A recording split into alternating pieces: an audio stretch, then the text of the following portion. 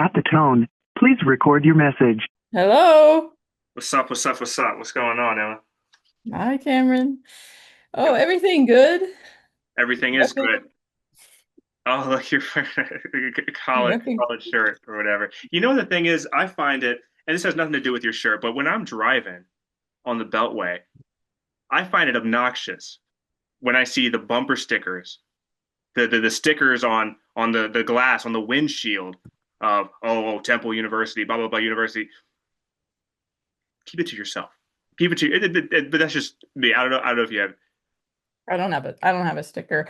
I honestly don't even have any other Northwestern swag, I think, except this shirt. I think this is the only proof that the only, clothing proof I have that I went there. Listen, I think the swag is more so for the moms. The swag is for the moms. Yeah. I actually think my parents have like a Northwestern dad bumper sticker on their car.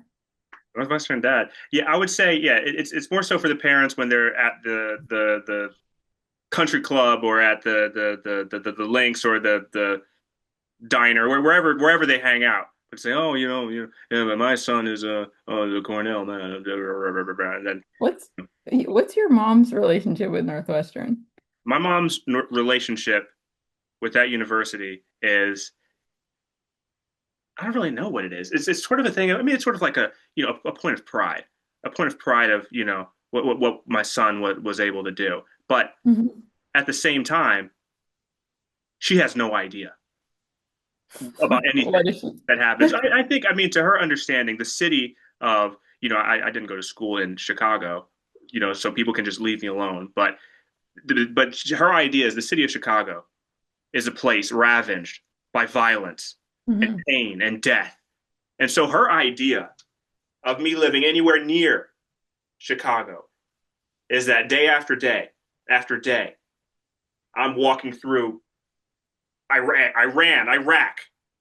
I'm walking through destruction, Iraq. pain, misery Yeah. every day, and that's the idea in her mind. And I'm not going to do anything to change that picture that she has in her mind.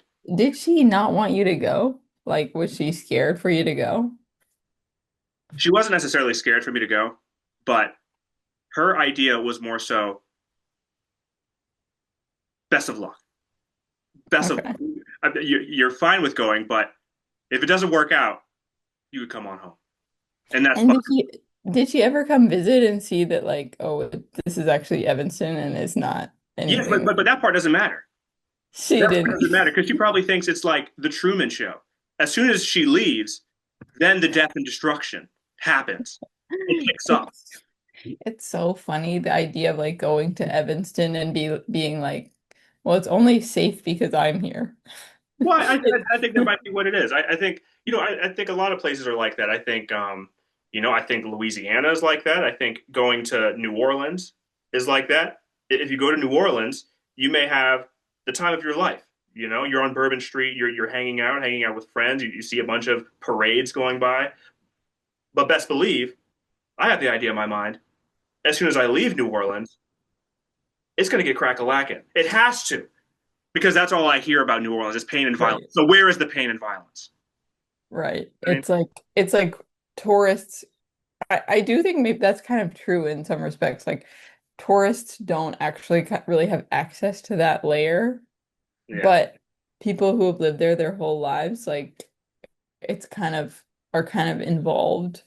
Like this is what Tia said when she came back from Mexico. She was like, um, our friend Tia, she said, like for the first year that she was there, she didn't register that there was anything weird going on.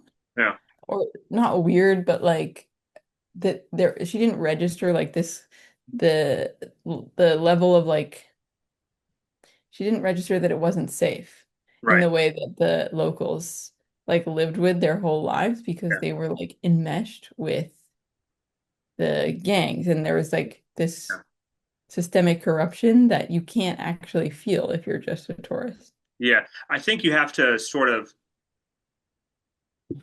your energy sort of has to, as a tourist, your energy sort of has to relax into the energy of in that specific circumstance of the Mexican public, right? Because if you have the energy of a tourist, you don't really know what's going on, you're uppity, lollipops and gumdrops, they may not even pay attention to you. They may look at you and then look away and think, oh, that's just an American tourist or something. That person isn't a part of this craziness Right. that's going on. Yeah. That's just a Northwestern mom. We're gonna leave her out of this. Okay, it was just to leave her out of it. But We're leaving her out of this. It's like we're but we're here for Cameron, not for Cameron's mom. right. But to a certain extent too, I mean, when you look at somewhere like Los Angeles, Los Angeles is the same way. I wasn't so I was comfortable in the beginning in Los Angeles because my energy was that of an outsider. It was I was Hmm. looking around like, oh, this is the beautiful city. Oh, look at the city and lights. Look at the Hollywood sign, sort of stuff like that. And so nothing ever happened to me.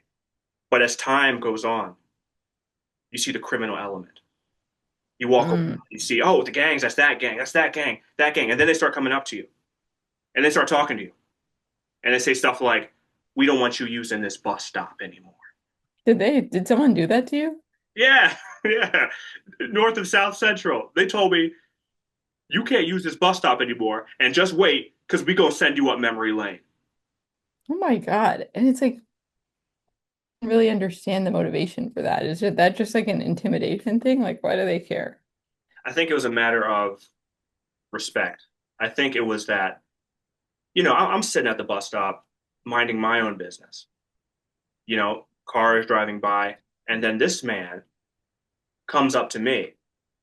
And I think he could have seen that, maybe I was somewhat surprised at his presence rolling up on me. I didn't know who he was. But he said something under his breath. Oh, dude is scared. Dude is scared. Oh, you scared, boy? So he comes up to me and we start talking. We start going back and forth. And out of nowhere, he puts his hand out for me to shake his hand. I didn't know this dude. I didn't know what his intentions were. So maybe I'm in the wrong. I didn't shake his hand. And so, I guess understandably so, he took it as a slight. And so he said, you know what? You can't use this bus stop anymore. And just wait. We're going to send you up memory lane. Jesus That's what he Christ. said. And 2 days later, the house I was living at a house with a bunch of USC students or something like that. Their cars were burgled, bikes stolen. Luckily, I didn't own a bike or a car at the time, so I was okay. But I think it was correlated to that incident. Really? Like you think that guy kind of knew where you lived? I think he knew where I live. I think he knew maybe where I was going. I mean, this is their area, not mine. I'm just a transplant. And so for the one time a robbery happened to be the day after that situation, Yeah. I think there's correlation. And I had a bad feeling about it, that day, and then it happened. That is really that's scary. I would be extremely on edge. Yeah. I've had my life threatened once when I was working in the ice cream truck Okay. because I didn't understand the turf, like that people had already claimed turf. So, was like at a park Yeah. playing the song, and another ice cream truck driver who had clearly claimed that area Yeah. came up and was like, if I see you here again, I'll kill you. And I said, I didn't know. Nobody showed me a map that I couldn't come here. I didn't know about you. Yeah. I mean, people will do crazy things for the things they hold dear, Mhm. for the things that they love. They'll do crazy things. And I think that makes me think of, some of the stories that we're going to be presenting today on the Woolyvard podcast, where we play some of the stories that were recorded to our app, the Woolyvard app on the App Store and Google Play.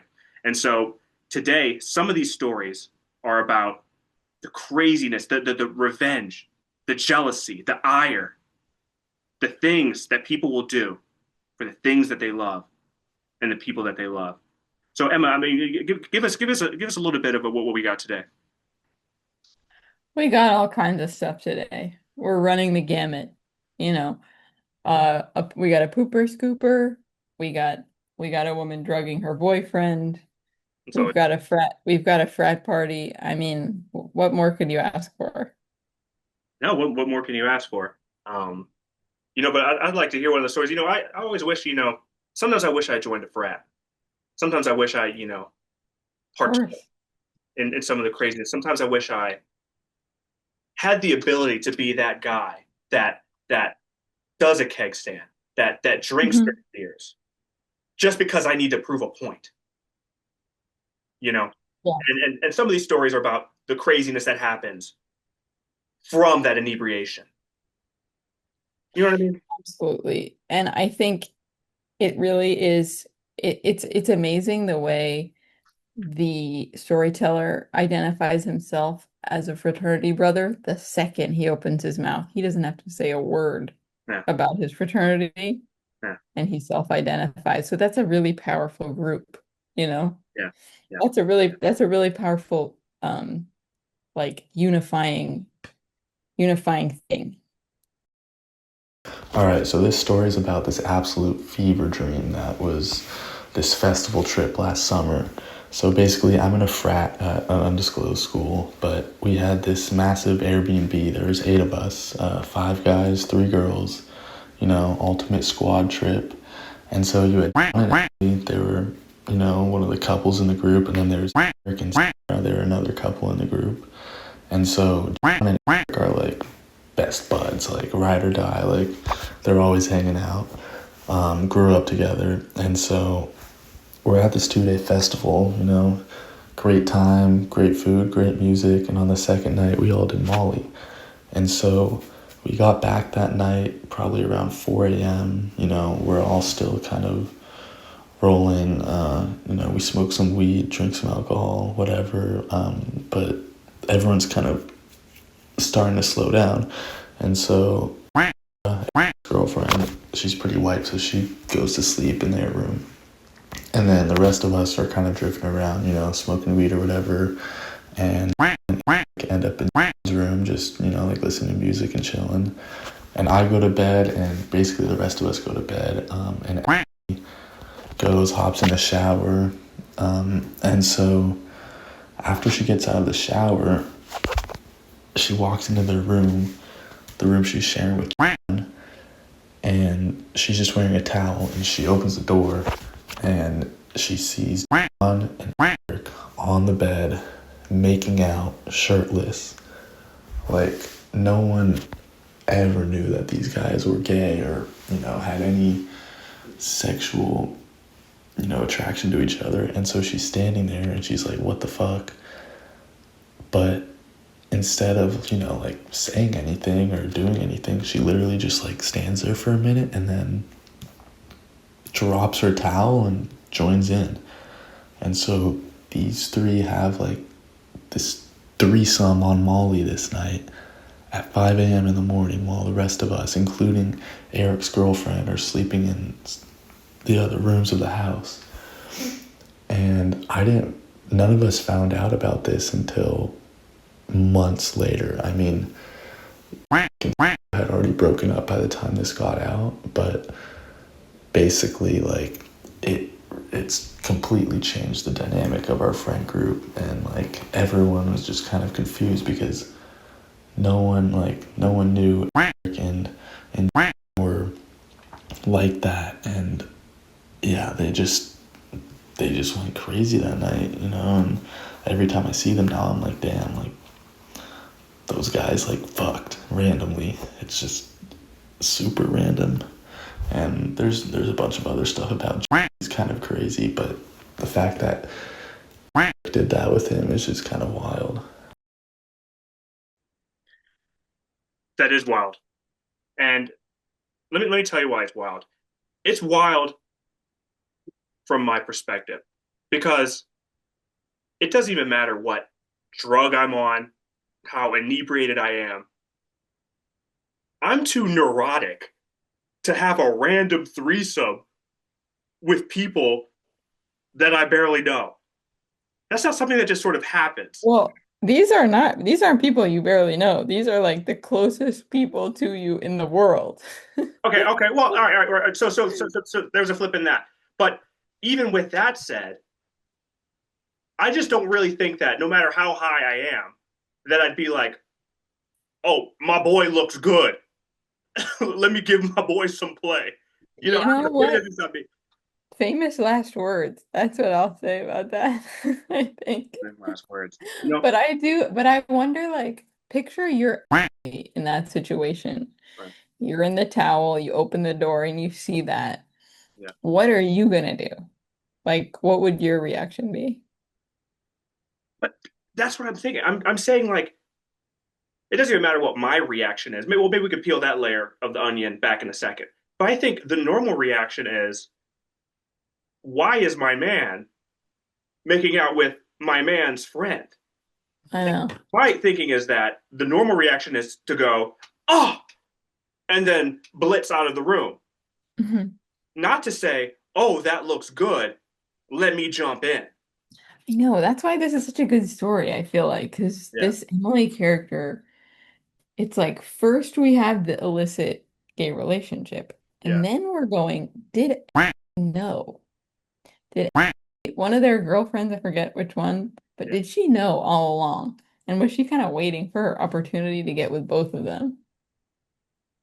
Maybe that's what But she wanted. I'll say, huh? Maybe that's what she wanted the whole time.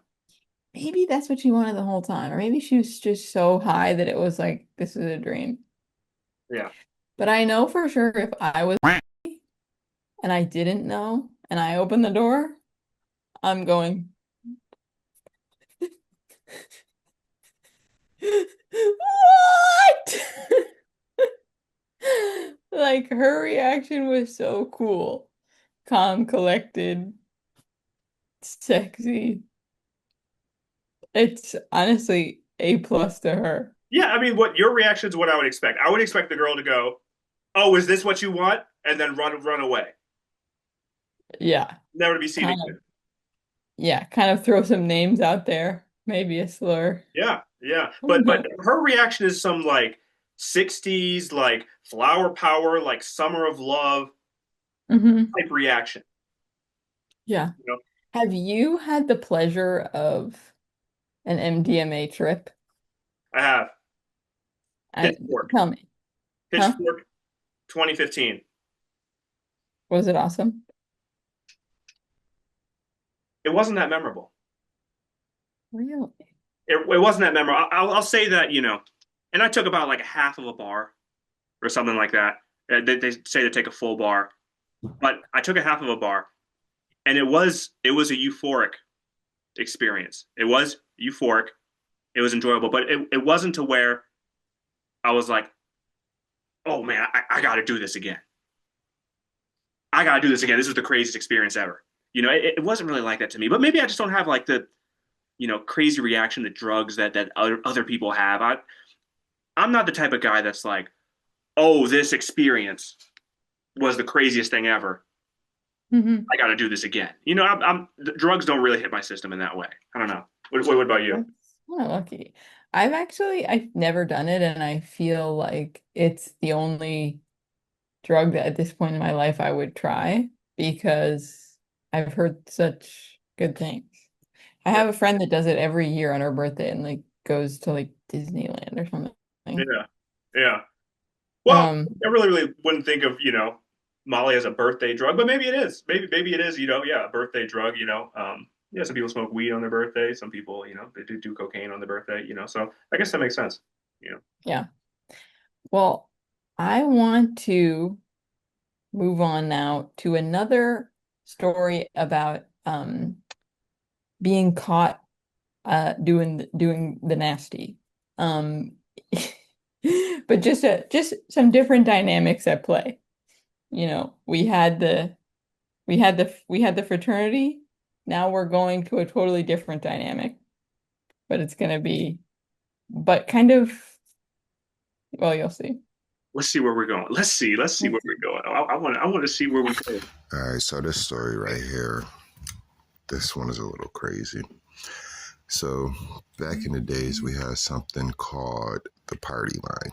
If you don't know what that is, it's basically a chat line where you meet people in your local city, or women, man, whatever you're interested in. So I had met this older woman on here, I always mess with older women. That's always been my thing. I don't like younger women. The maturity levels is just not there. So long story short, I meet this lady. She comes pick me up. The moment I see her car, I already know who she is. Now, I didn't even tell her that I knew her son, mind you. Like me and her son, we used to be cool growing up, whatever the case may be. So we talking and talking and talking, and then I'm start probing her with questions and shit. Like, you got any kids? They live with you? She like, no, but they come over every now and then. Oh, okay. All right, but mind you, it was like 2 o'clock in the morning, so I ain't even thinking nothing of it. I ain't thinking nobody gonna pop up, whatever the case. We are right in the middle of fucking, and we hear somebody using some keys to get in the door. She like, oh shit, that's my son. Why this motherfucker tries to come in the room? He tries to open the door. And I'm like, oh, no, this nigga can't see me. So next thing I know, I'm like, fuck it, you know what? I'm just going to put my stuff on and jump out the window. Mind you, it's Buffalo, New York. It's a lot of snow on the ground. I'm like, fuck it, because if he see me, it's going to fuck up a lot of shit. And I don't want her son to be at odds for me. So I'm like, you know what? Let me just take this dive. Man, did I tell you, I jumped off this motherfucker because I ain't had a chance to put on my clothes. I jumped off this porch in my fucking boxers. I'm downstairs under her top porch getting dressed in fucking 10 below weather. And that's the story. Okay, but here's the thing. If you're going to meet up with someone from the party line, why would you not make arrangements so that your son doesn't out of nowhere barge into the room while you're doing the nasty? Maybe they did, and I think the son is the weird one here for like coming into the room, like entering his mom's room uninvited. You Right, know what I mean? right, right. There's I a don't lot know. to dig into with this story. I think the son. I think the issue with the son is that maybe he did get the plans from mom. That okay, yeah, I'm doing this, or whatever. But maybe he had a vendetta. Maybe it was that. You know what, mom? Last week, June 10th, you made fried salmon, but it was burnt. And so everything that happens in the next 3 weeks, I'm gonna find a way to get back at you for the burnt salmon. So if I have to barge in the room while you're doing the nasty, I'm gonna get back at you because the salmon was important to me. You know what? I think you're onto something, but I almost feel like he's taking it out on her for doing the nasty with all these people from the party line. I think he probably is he's if I'm her son and I know that she's doing that, I'm feeling a little bit, Mom, cut it out. Come on. Because it depends on what age is the mom and how long has the mom been doing this? Is the Right. mom going off with weird men all the time? That's something that would make me uncomfortable. Mm-hmm. Weird men coming in and out of the house. You don't know them. They may or may not come back the next day. Yeah. And after a while, that takes a toll. It takes a toll. Yeah. It totally. But what strikes me about this story is that to me it's the beginning of a story. And it's actually an amazing first scene from a movie. Guy jumping out of a window in his underwear in like a snowstorm Yeah, in Buffalo yeah, and trying to get home. yeah. And And and then his friend is screaming out the window at him yeah, like, "You motherfucker!" yeah. And then when he jumps out the window, there's like UAPs that like emerge everywhere, and the UAPs start like shooting lasers at him. And then the son, he holds like this device that like helps him to like go into the consciousness of. No. Maybe I'm going a little bit too far. Did you like it? DD? Disclosure Day. I loved it. I You love love Disclosure Day. you love Disclosure Day? I love Disclosure Day because the thing with a movie like Disclosure Day is people wonder, yeah, whether it's the truth or not. A lot of this news is coming out. Oh, aliens, this, government, run programs, UAP crash retrieval programs. People wonder what's true and what isn't. And the most interesting thing about the direction that we've gone in terms of understanding aliens, our understanding of aliens is for some reason, there's this weird connection, aliens, to your very own consciousness. For some reason, every time the alien topic recently has been brought up, same thing with Disclosure Day. In that same sentence, someone is transferring their consciousness to someone else. Like the British dude in the movie. He holds this device, and for whatever reason, it makes it so that, okay, I'm no longer the British dude. Now I'm, this woman, and I could move throughout the area like this woman. Right. What the hell does that have to do with aliens? I had the exact same question. I was like, can we stay on the aliens, please? Like, why does there have to be this like new magical technology also? Like, I'd be happy if we were just talking about the aliens. And not the magic stick where she can like turn herself invisible, but if you squeeze it, you like fall down. And that's really just, a ripoff of Lord of the Rings. Oh, interesting. interesting. Let's call a spade a spade. That's a ripoff of Lord of the Rings. I turn invisible holding this little stick device or something like that, and that's okay. But what I just want to know is the truth. I want to know the truth. Can we? Is the government in some deep bunker or something hiding technology that can let me, if I wanted to transfer my consciousness to a weeping willow that's in Savannah, Georgia, can I do that? Can I live as a weeping willow? That's my question. I would love for you to transfer your consciousness to a weeping willow. That would be legendary. But I think it's more likely that there are there's more unidentified flying object footage that they haven't released. But you know what? I don't think the aliens look like that. Let me just say that. Yeah. I do not think they look like that. I think that was such a funny part of the movie, like seeing this old grainy footage that's supposedly from the 40s. And who's that? Oh, what's that? Oh, it's Lil Mayo. You know? Lil Mayo. Yeah, because I know. It's like, is that Lil Mayo? Well, I think the idea of what an alien looks like has been a thing for a reason. Like, I don't know if there's some sort of book where the idea of an alien as a 4 foot tall gray man came from. Maybe it came from someone seeing them in the lab or something, or at the UAP crash retrieval site, and then year after year, through sightings and reports and stuff, that got solidified as the idea of a great alien. I hear you. I hear what you're saying, but you think they have 2 arms, 2 legs, 2 eyes, a mouth, and it's hard. It's a tough that's a tough sell for me. You think the aliens look like crab people or something? Like in what's that movie, Starship Troopers, where it's like, oh, only you can understand. Ready for more? And then there's like this big like crab walking around, like so. That's what you think the aliens. I think they're absolutely horrifying, and whatever they look like, and probably like microscopic. That's my theory. Like you don't need to Right. We don't all need to kind of think the same. Yeah, because that's right now the idea of aliens. We just think they look like short kings. Like why? But it doesn't make sense. Why would an alien not be 20 feet, 30 feet? Why do they have to be the height of a 15-year-old boy? Why? And so I understand Right. It could be microscopic. They could be giant. So why do they have to be our height? I don't know. Who knows? No, why would they ever be our size? Yeah. Visible to the human eye. Yeah.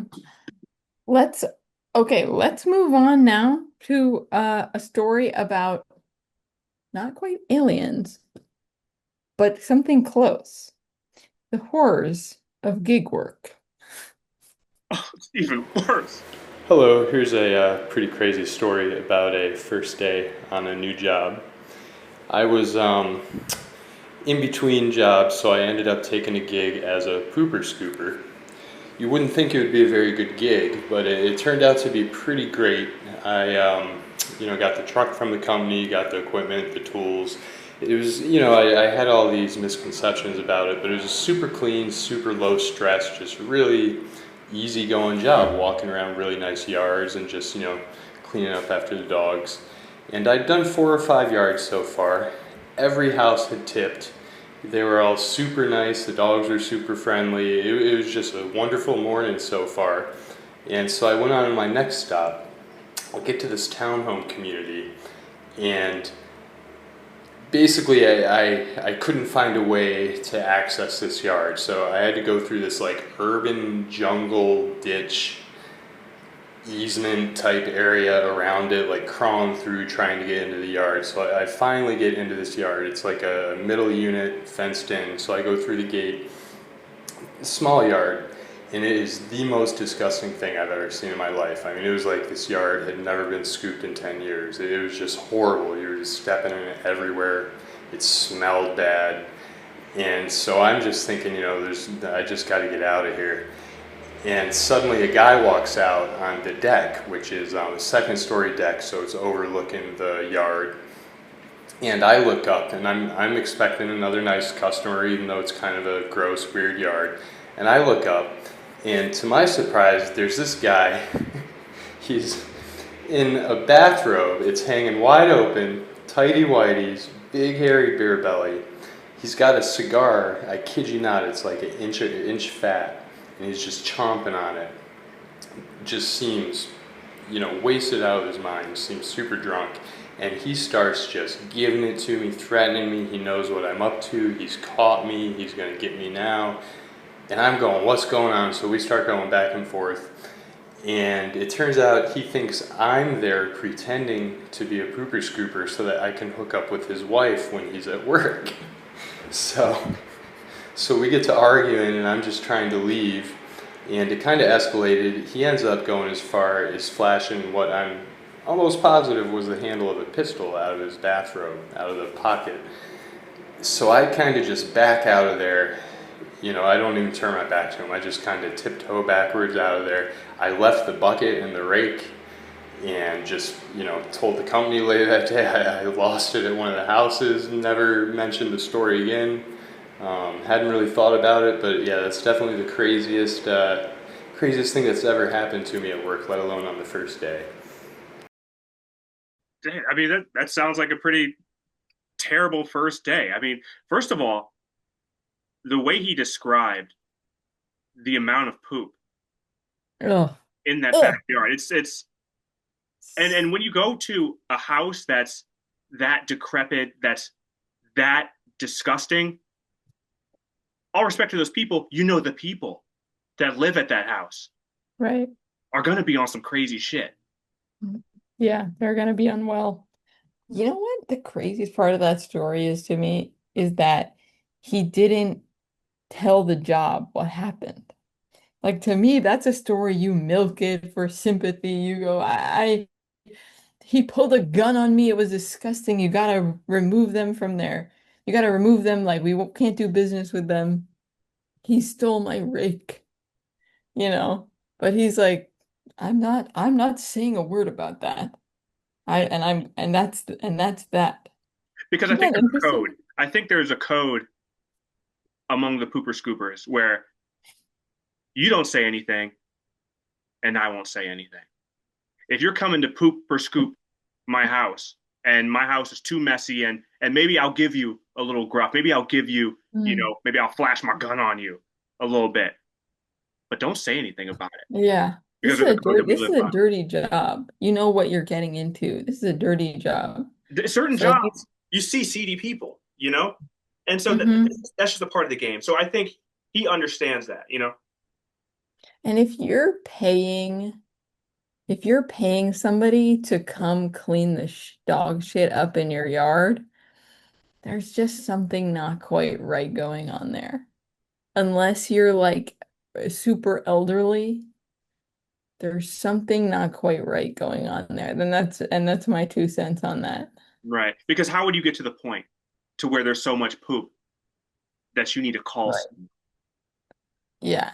to go You know you're gonna encounter some characters. you're going to counter some characters, and it's just going to lead to bad situations because the type of person on the other end that is pooper scooping, scooper pooping, is maybe not the least seedy type of person either. So there's going to be a combative element because one person is the type of person that's okay with scooping up poop.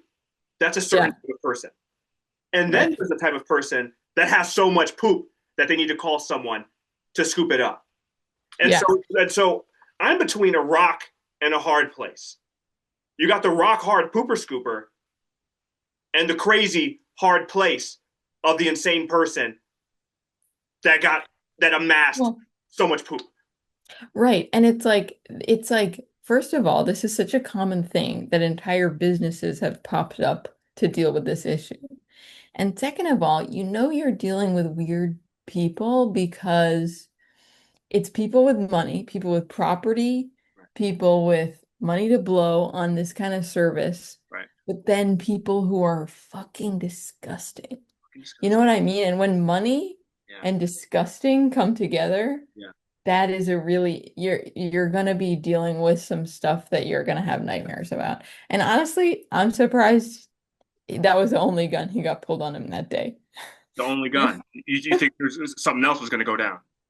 I'm like, now that I'm thinking about it, I'm like, if you're getting hired for a pooper scooper job and you're going to people's houses who have this problem, you should come strapped. Hey, SA, you think, hey, you hitting on my girl, Holmes? You hitting on my girl? And another gun gets pulled on him. Hey, man, break yourself, fool. Another gun gets pulled on him. So, I mean, you're absolutely right. That's something that should have happened much more. And so I think he should have been happy that it only happened once. But I'd like to hear stories about the whole day. Maybe other things happened. You never know. Maybe crazy things happened that didn't have to do with the gun. Maybe things happened to where, maybe he fell in something that he shouldn't have fallen into. Maybe something happened with a dog that shouldn't have happened. I know. I'd love to hear a story about how he kind of, he slipped in a pile of poop and went face down. That could be really entertaining as well. So to that storyteller, if you have a story where you fall face first into some poop, we want to hear that. So please put that on the app.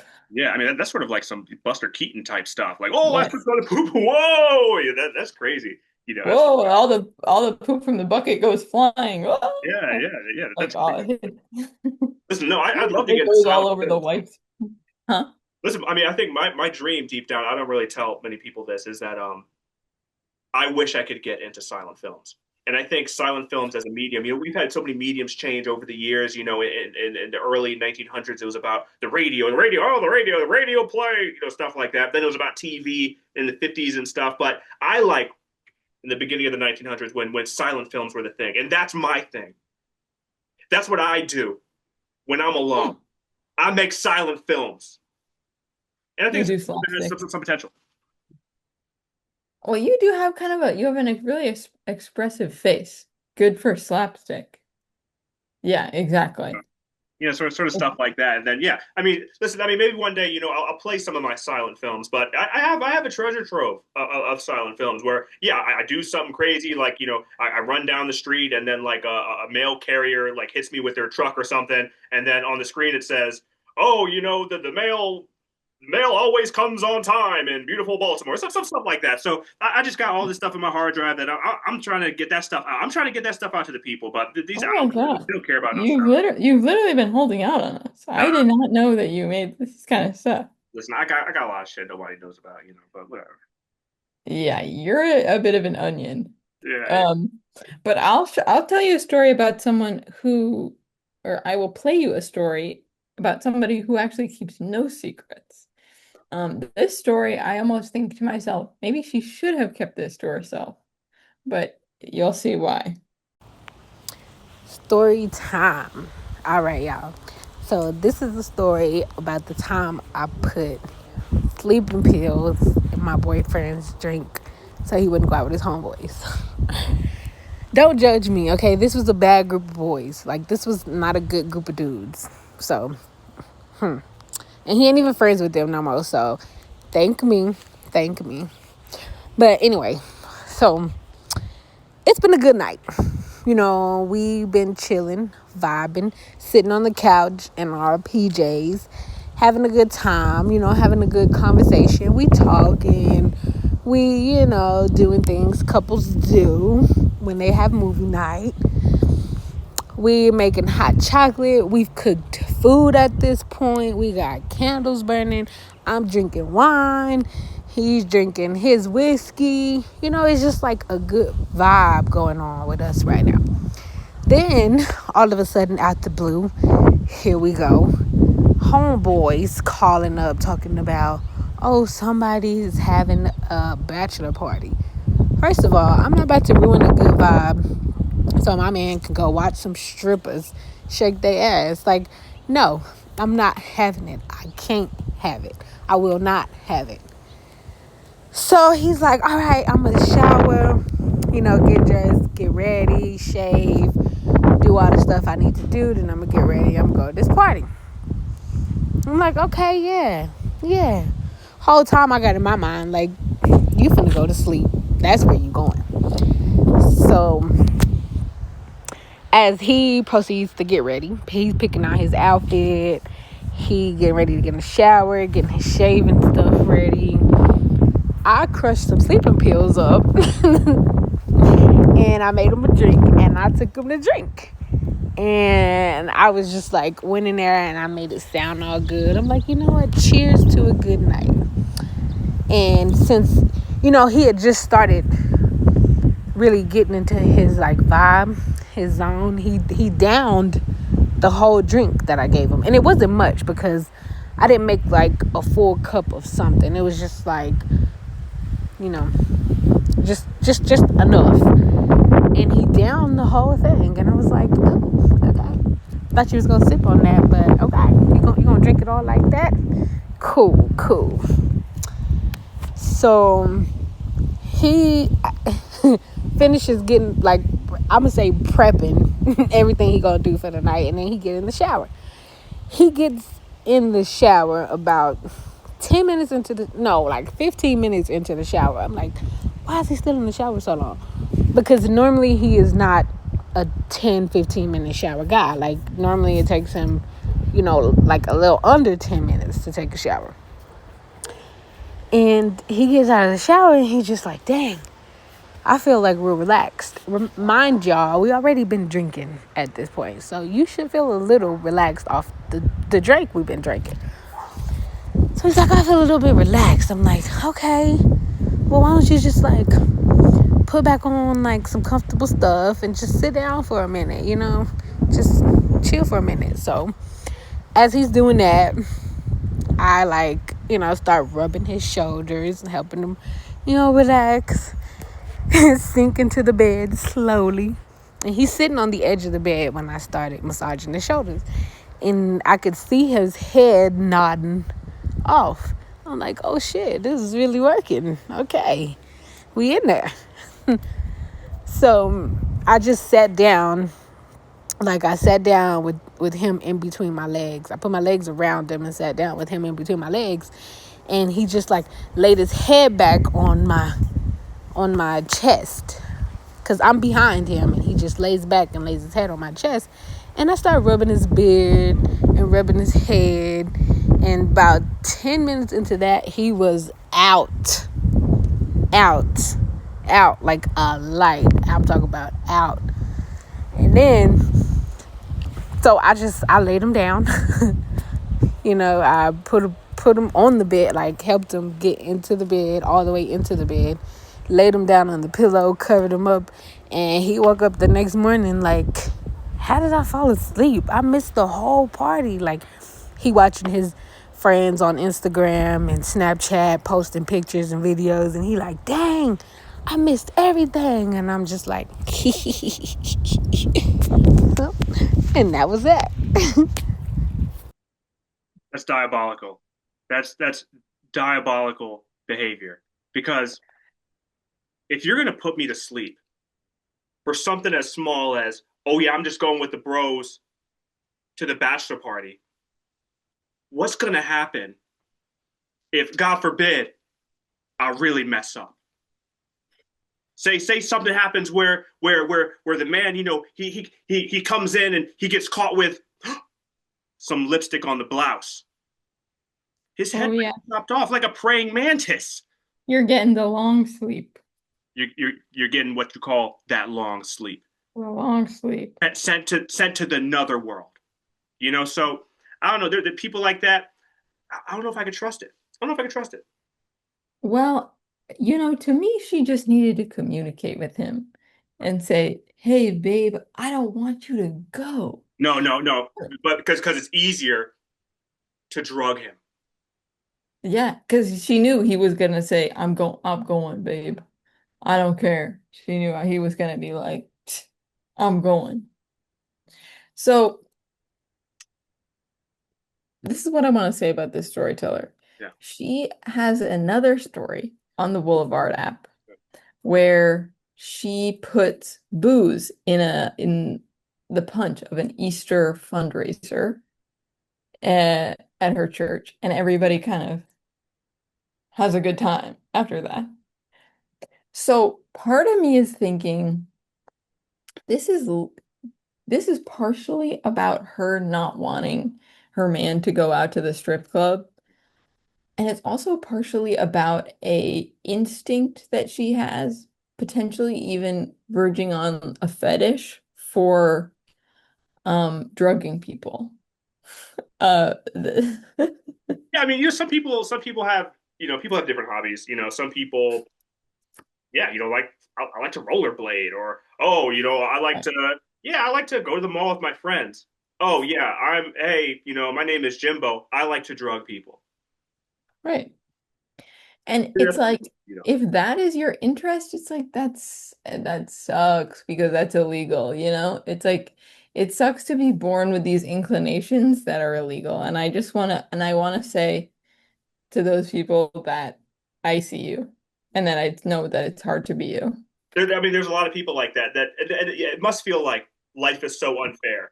It must be like, wow, like, yeah, some people, they got the good end of the stick where they can just do their hobbies out in public, but random, Timbo as Bergeron in Kansas City, he likes to get asphyxiated, but he can't do that when he's at Giant at the neighborhood grocery store. That's something he can get into, so he has to do it in the back rooms, in the darkness.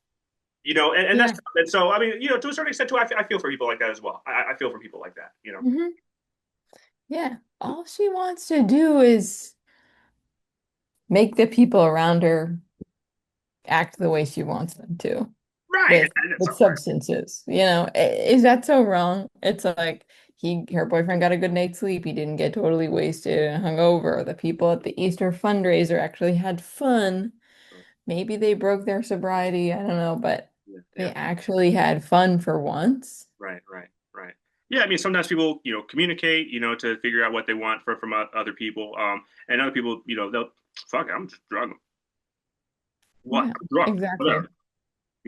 But these are some of the things that happen. These are the things that when you're in the heat of the moment, when you feel your relationship is on the line, when you feel as if your job is on the line, there's poop everywhere and you need to scoop it. These are the crazy things that people do. These are the crazy things that people see. So, this has been another episode of the Woolyvard podcast where we, do a roundup of some of the crazy stories. There's one more story, Cameron. There's one more story. There's one more story. This story is also about somebody with a proclivity, you might say, for something unsavory. Oh, this is a secret story. I didn't know about this. Okay, let's go. Let's hear what you got. No, it's on the list. So I was once a sports reporter, and I was covering a spring training game down in Fort Lauderdale, Florida. And one of the nights that we were there, I went out with a couple of buddies and met a couple of women at a club. And one of the women was very conservative, a petite-looking girl, very Catholic and Italian. And we hit it off at the club, and all of a sudden she said, "Hey, would you mind walking me home?" So I walked her home. We got to talking a little bit and a little bit of making out at her door, but she lived in Fort Lauderdale. I lived in New Jersey. Never thought I would see her. Well, about a week when I got home, about a week later, she calls me up on the phone and says she's got a plane ticket. She's going to fly from Fort Lauderdale into Newark Airport. She wants to come and visit me. So I thought this was pretty cool after only a very brief meeting, so she must have liked me. As a result, she says, I'd also like to stay with you at your house. And I said to myself, well, that's kind of forward, but so be it. That sounds like fun. Well, she comes to my house. I pick her up at the airport. She comes to my house, and we start going at it in the bedroom. And she's gyrating and on my back, and she's pumping up and down and yelling, fuck me, fuck me, fuck me. And I'm doing all I can to survive after 2 hours, and I'm realizing that this woman has no intentions whatsoever of stopping. As a result, I'm wondering here, what is this person all about? I mean, my dick has just about had it. It's 2.5 hours. I'm starving to death, and this woman won't stop fucking. Well, make a long story short, turns out she was a nymphomaniac, which I had never encountered before. And basically, it's orgasm after orgasm after orgasm after orgasm after orgasm after orgasm with no stopping. Finally, I said, you know what, this isn't for me. So I got her a ticket back to Fort Lauderdale. But as I'm driving back to Newark Airport, she says, I'd like to stop at a cemetery near Newark Airport. My mom is buried there. I'd like to visit her. So I pull over thinking I'm a nice guy and helping her out here. And we go to the gravestone. It's not her mom's gravestone, some stranger. So I says, what are we doing here? She goes, well, I always wanted to fuck a man on a gravestone. And I said, oh, well, that's about it. I will see you later. And I took off in my car. I don't know how she got back to Newark Airport, and I don't really give a damn.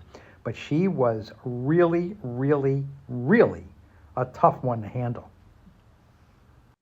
Jeez. So yeah, that really goes to some of the proclivities that people have. Yeah, the proclivity of I like to drug people, and having the proclivity of I like to have sex in graveyards.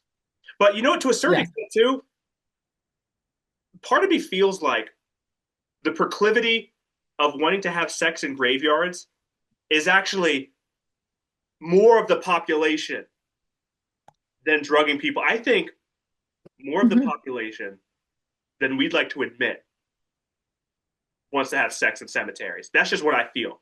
Not me, but that's what I feel. I wouldn't mind. I mean, it was not, it's, I'm not seeking it out, but I wouldn't mind. That's what I'll say. Well, so I mean, either from your perspective or the perspective of what you think of from some of these people, what is the allure about the graveyard? It's the forbiddenness. It's that it's wrong. That it's like, disrespectful to the dead. Yeah. I think is the allure of the graveyard. Yeah. But I did wonder in listening to this story, the graveyard part is my favorite part, and it really makes this woman seem like a freak. Yeah. But I'm wondering, like, was it the graveyard itself, or was she more like, where can we, on the way to the airport, stop and get one in? Right. Like, where can we go? I'm like, she's like on Google Maps, like, okay, there's a huge cemetery right here. Like, maybe we can stop, get out of the car, find a nice patch of grass.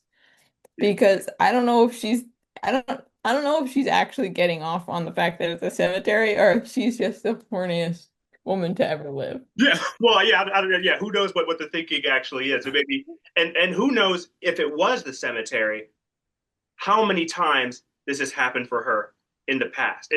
Was it her first time in the cemetery where she's like, okay, I finally want to get this done, get this off my bucket list, or is the main character in our story just a vessel so she could get another one in? Right. At a graveyard. I mean, is she like targeting him specifically because she knows about this Newark cemetery?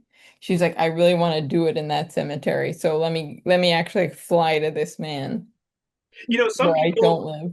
Yeah, some people, they have like an eat, pray, love thing where, I want to go to Paris, I want to go to Italy or something like that, try all the food and stuff.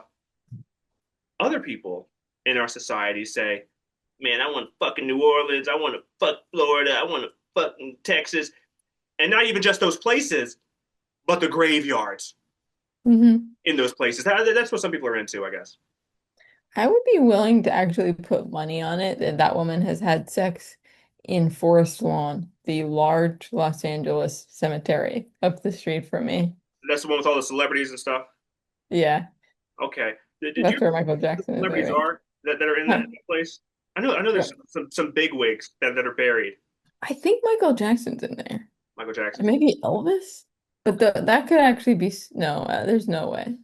Because That could be so wrong. I think what because I bring that up because I think like so you say the forbiddenness is the allure of having sex in a cemetery, but I think the interest comes in what type of cemetery are we at? Are we having are they having sex in Elvis's grave plot, or are they having sex randomly in Portland, Maine, some random cemetery where it's Old Man River buried? That's not hot to me. It makes a big difference. I'm And sorry. like if a baby is conceived on Elvis's grave, is that baby gonna have the voice of an angel? And the hips to match, because it's gonna be imbued with the spirit of Elvis. And so if that is the case, if that's something that is possible to happen, I think we're not going to see, the fad of getting designer babies anymore. I think we're not going to see people investing in technology like, genetic engineering to get different diseases from my kids. No, no, no. I'm going to go out back to the cemetery and find the grave plot of the hometown hero NFL player from 50 years ago, and I'm going to get busy on that. Yeah. I'm going to get busy on that because I need my son to go. So I think that's something that's going to happen in the future. But anyway, I mean, this has been the Woolyvard podcast where we round up some of the craziest stories recorded to the app. So listen, I thank you for rocking with us. Thank you for rocking with us. We talk about the debauchery in our world. And so on a night like this, as you're listening to this podcast, maybe think of, you don't have to be as crazy as those people, but think of, how can I make my time on Earth a little crazier? And how can I archive it? And how can I share it with people? And so when you're getting crazy, pull up the Woolyvard app and record your story to it. Please. But this is Cameron and Emma signing off. Signing off. I got lost. Damn.